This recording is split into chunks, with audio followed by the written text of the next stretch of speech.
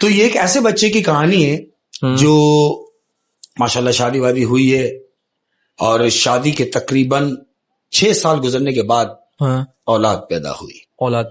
अब जो औलाद पैदा हुई तो वो 7वें महीने में पैदा हुई। सतवासी का बच्चा, निहायत ही कमजोर बच्चा। एबनॉर्मल था? नहीं, एबनॉर्मल नहीं है, नॉर्मल, लेकिन चूंकि कमजोर था, हाथ पांव से कमजोर, पतले पतले हाथ, छोटा सा वजूद, बहुत कमजोर बच्चे होते हैं। अच्छा। तो माँ है, उसका काम पालने का है। वो बच्चे की परवरिश कर रही है, मुसलसल कर रही है, और बच्चे को इस हद तक ले आती है उसकी परवरिश करते करते कि बच्चा चलने फिरने लगा है, समझदार होता जा रहा है, लेकिन ग्रोथ नहीं पकड़ रहा, कमजोर है। वो सोचती है कुछ ऐसा सिलसिला बने, किसी डॉक्टर से रजू किया जाए। वो स्पेशलिस्ट के पास गई, उसने जाके मशवरा किया कि इसकी सेहत कैसे सही हो, कि इसकी सेहत कैसे बन जाएगी, जी जल्दी मजीद और कैसे सेहत पकड़े, कद कैसे बड़ा होगा, मजीद मुझे बताइए। लेकिन चूंकि बड़े बड़े डॉक्टरों को दिखाया, कोई हल ना निकला। फिर इसने क्या सोचा कि अपनी पड़ोसन से जिक्र किया जाए। पड़ोसन से जिक्र किया कि मैं सोच रही हूं कि अपने बेटे को किसी ऐसी जगह दिखाऊं कि जहां मैं अब तक ना गई हूं। तुम कोई ऐसी जगह का मुझे बताओ। मैंने तमाम डॉक्टर्स को दिखा दिया, स्पेशलिस्ट को दिखा दिया, लेकिन कहीं से कोई अफाका नहीं हुआ। तो वो जो पड़ोसन थी खातून, उन्होंने उनको एक मशवरा दिया कि फलानी जगह एक साहब हैं, मैंने उनके बारे में बड़ा सुना है। आमिल है? आमिल। ओए तो आप उस आमिल के पास जाके अपनी ये रुदास बयान करें, शायद तुम्हारा कोई हल निकल जाए। अब जो आमिलों के चक्कर में पड़ जाते हैं, जो उन चक्करों में पड़े, फिर वो कहीं के नहीं रहते। हाय 2 नंबर आमिलों के चक्कर में जो पड़ा वो तो गया। खैर आगे क्या हुआ? बहरहाल जो 2 नंबर आमिलों के चक्कर में पड़ा वो गया। इसी तरह ये खातून उस आमिल के पास गई। अब जब जाती है तो जाके उससे अपना ये बेटे का जिक्र करती है। बेटे को साथ ले गई है। आमिल ने बच्चे को देखा है और जानते हो खातून से क्या कहा है? क्या? कि अगर तुम चाहती हो कि तुम्हारा बच्चा सेहतयाब हो जाए, मजीद और जिंदगी देख ले, तो इसके लिए तुम्हें अपने बच्चे को इंसानी खून पिलाना पड़ेगा। इंसानी खून? इंसानी खून। वो हैरत, औरत जो है ताज्जुब में, हैरत में बैठी हुई उसको देख रही है कि इंसानी खून? अरे भाई, मैं इंसानी खून कहां से लाऊंगी? और मैं इंसानी खून पिलाकर अपने बच्चे को नहीं। वो उसको वहां डांट कर अपने बच्चे का हाथ पकड़ के बाहर निकलती। क्योंकि इंसानी खून एक नॉर्मल चीज तो नहीं है ये तो। अब ये अच्छा काम भी नहीं है। बिल्कुल नहीं है। अब चूंकि वो आमिल जो आजकल जो कर रहे हैं वो सब, और हमारी खवातीन बड़ी नादान हैं, अमल भी कर लेती हैं।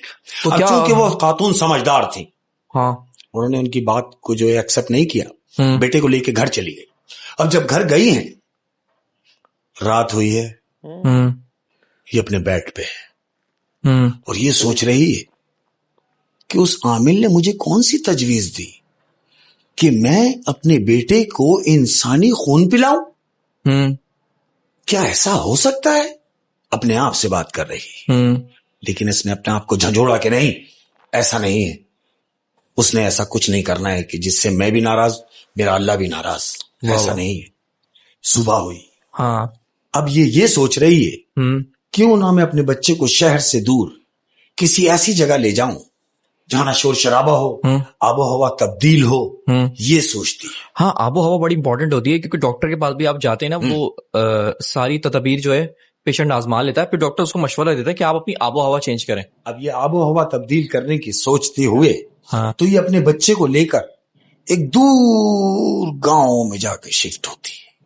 बहुत दूर चले जाती है शहर से। बहुत दूर चली जाती है, शहर से दूर। फिर एक ऐसी जगह कि जहां घर तो बने हुए हैं, लेकिन वो मिट्टी के घर बने हुए हैं, कच्चे घर, और दूर दूर बने हुए हैं, मिले हुए नहीं है घर, दूर दूर बने हुए।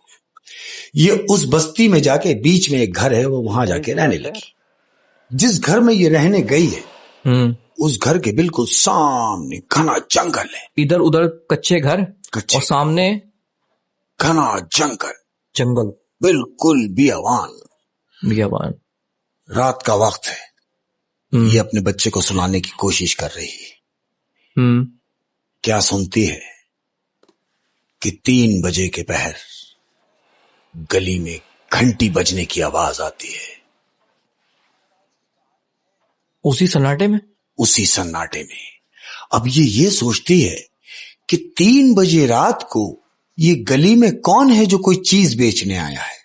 अच्छा, वो इस तरह की घंटी जैसे कोई चीज बेचने वाला है।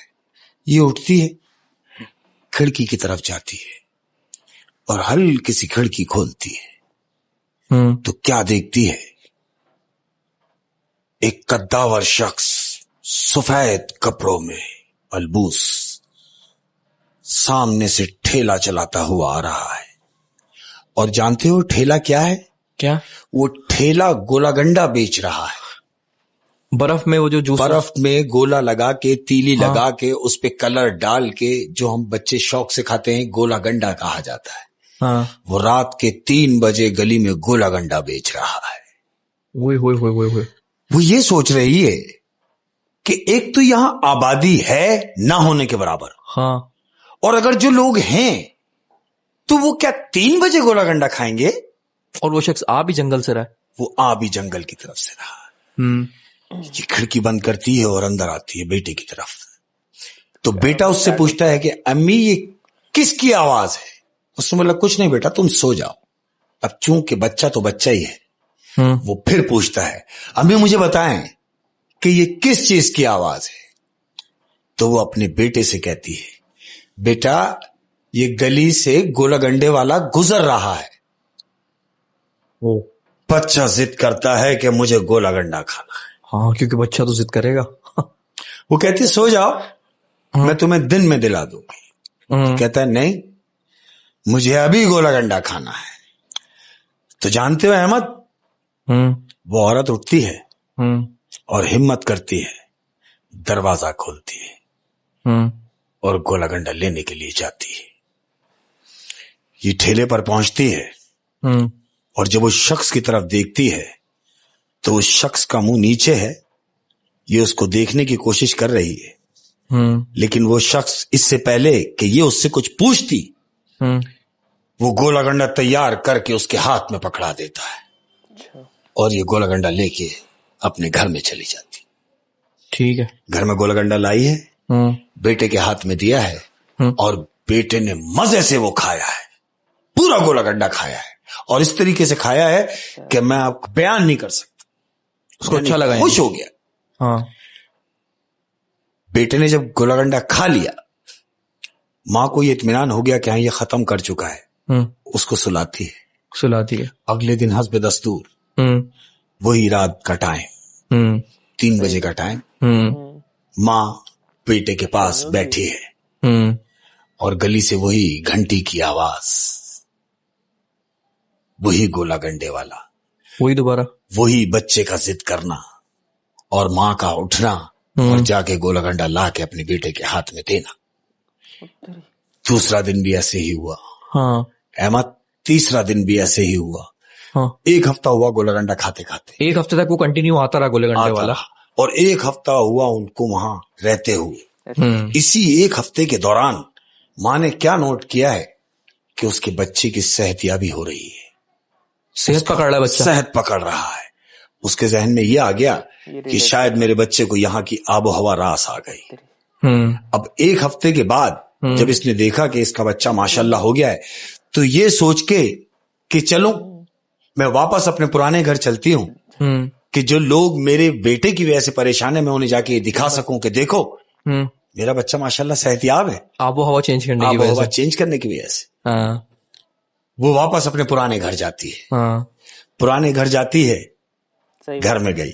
घर जाने के बाद इसको ये ख्याल आता है कि जिस आमिल ने इससे ये कहा था कि इसको इंसानी खून पिलाएंगे तो बच्चा सेहतयाब होगा, लेकिन ये सोच के वो उस आमिल के पास जाती है और उससे कहती है कि देखो तुम तो मुझसे कह रहे थे कि मेरी बच्चे की सेहतयाबी के लिए, उसको सेहतयाब देखने के लिए मुझे अपने बेटे को इंसानी खून पिलाना पड़ेगा, लेकिन मैंने ऐसा कुछ नहीं किया।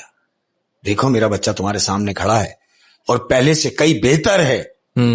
तो जानते हो उस आमिल ने क्या कहा?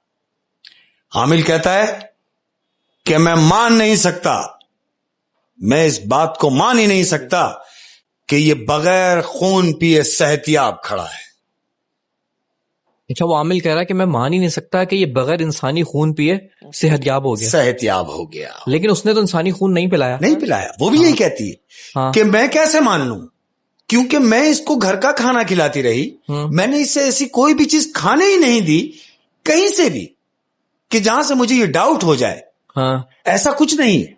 मैंने इसे इंसानी खून नहीं पिलाया। वो कहता है तो फिर एक काम करो, जाओ जाके इसका डीएनए कराओ, और जो टेस्ट में रिपोर्ट आए वो मुझे आके बताओ। अगर इसने इंसानी खून नहीं पिया तो मेरी गर्दन उतार देना। इतने भरोसे से वो आमिल उसको कह रहा है। ये जाती है, डीएनए कराती है, और जानते हो अहमद, डीएनए में रिपोर्ट क्या आती है? क्या रिपोर्ट में है कि इस बच्चे ने इंसानी खून पिया है। लेकिन उसने तो इंसानी खून नहीं पिया। ऐसा ही है, क्योंकि उसकी मां कह रही है कि वो तो घर का बना हुआ खाना खिला रही है। मां भी यही सोचती है और फ्लैशबैक में जाती है और ये सोच रही है कि मैंने अपने बच्चे को क्या क्या खिलाया, और कहां कहां खिलाया। तो अचानक इसे याद आता है कि हाँ 3 बजे रात को मैंने इसे गोला गंडा भी खिलाया है। वो एक हफ्ते तक खिलाती रही गोला गंडा, जो वो बच्चा खाता रहा, इसके दिमाग में वो आया। अब ये क्या सोचती है कि क्यों ना मैं उस गोला गंडे वाले से ये कंफर्म करूं कि शायद उसमें कुछ। ये यही सोच के वापस उस जगह दोबारा जाती है। दोबारा गांव जाती है। दोबारा गांव जाती है, उसी वीराने में, उसी सन्नाटे में, उसी जंगल वाले घर में ये दोबारा जाती है और उस गोले गंडे वाले का इंतजार कर रही है। एक दिन गुजरा, सही बात, दूसरा दिन गुजरा, वो नहीं आ रहा। 4 दिन गुजरे और गोला गंडा वाला नहीं आया। ये क्या देख रही है कि इसकी बेटी की तबीयत खराब हो रही है। ओह, तबीयत भी खराब होती जा रही है। बच्चे की तबीयत खराब हो रही है। 5वें दिन घंटी की आवाज, हद दस्तूर घंटी बजती है। घंटी बजी, तो ये हड़बड़ा के उठती है और एकदम खिड़की में जाके देखती है। तो क्या देखती है मालूम? कि ठेला तो खड़ा है, लेकिन गोले गंडे वाला वहां मौजूद नहीं है। अब ये सोच रही है कि चूंकि गोले गंडे वाला वहां मौजूद नहीं है तो गोले गंडे वाले से ये पूछेगी कैसे। यही सोच के ये बाहर निकलती है। बाहर जाती है और ये सोचती है कि शायद बेटा रो रहा है, मैं उसे अपने हाथों से गोला गंडा बना के देती हूं जब तक वो नहीं आ जाता। अहमद, जहां बर्फ रखते हैं तो बोरी होती है, उनका वो चकोर सा एक लकड़ी का वो बना होता है, बॉक्स बना होता है। उस बॉक्स में बोरी होती है, बोरी के अंदर बर्फ होती है जिसमें से वो निकाल के साफ करके उसको पीसते हैं। हाँ। ये यही सोच के वो पेटी खोलती है कि मैं बर्फ निकाल लूं।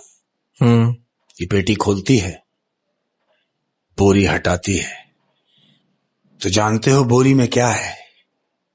बोरी में कटे हुए इंसानी सर पड़े हुए। जाहिर सी बात है यार, इंसानी सर कटे हुए बोरी में। और वो जो कलर वो जो डालता रहा, एक ही कलर गोले गंडे पे इस्तेमाल किया, जो शरबत के कलर, लाल शरबत की तरह नौरस का जो कलर होता है, लाल कलर, और एक ही कलर में गोला गंडा देता था, सिर्फ लाल कलर। तो वो बोतल में वो कलर नहीं था अहमद, वो खून था जो उस बच्चे के वजूद में जाता रहा। फिर ये जानकर वो हड़बड़ाती हुई भागती है, बेटे को उठाती है और बेटे को उठा के भाग रही है बस बुरी तरीके से शहर की तरफ। शहर की तरफ वो भाग गई, वापस शहर की तरफ भागती है। तो वो गोले गंडे वाला कौन था? वो गोले गंडे वाला एक आम इंसान नहीं था, वो गोले गंडे वाला एक आदमखोर था। और जहां वो औरत रहने गई थी वो बस्ती आदमखोरों की बस्ती थी।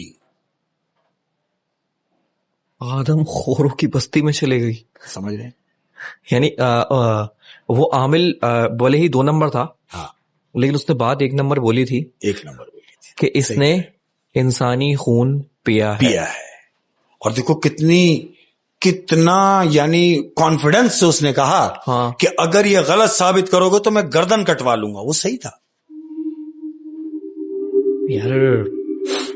और यार वो गोले घंटे वाला मतलब इंसान काट काट के बेचता था, क्योंकि वो बस्ती आदमखोरों की थी। आदमखोरों की। अब वो चूंकि वो नजर नहीं आ रहे, हाँ, वो बेच भी रहा है, वो आदमखोरों के बच्चे ले भी रहे हैं, खा भी रहे हैं, और वो इंसानी खून उसमें डाल के दे रहा है, क्योंकि वो तो उनकी खुराक है, वो इनकी खुराक नहीं है। ओए होए होए।